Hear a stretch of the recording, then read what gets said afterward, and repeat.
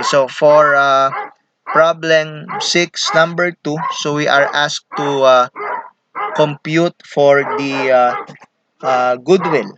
No, kaya lang ang issue dito ay meron siyang uh, assets held for sale. So yung consideration transferred for 80% of the company is 1,200,000. So syempre dahil 80% lang yung binili mo, meron kang non-controlling interest. So how do we compute for it?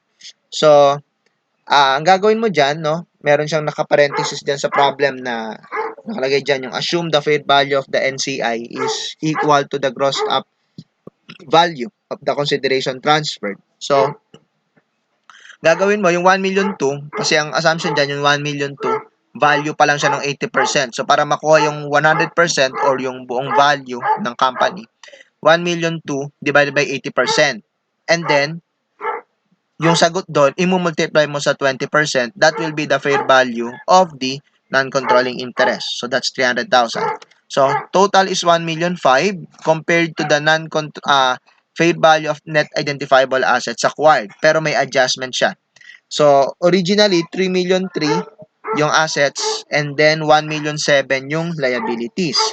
I-deduct pa natin yung cost to sell no nung assets held for sale, no? Kasi exception yan sa measurement principle, yung non-current assets held for sale kasi they should be valued at fair value less cost to sell.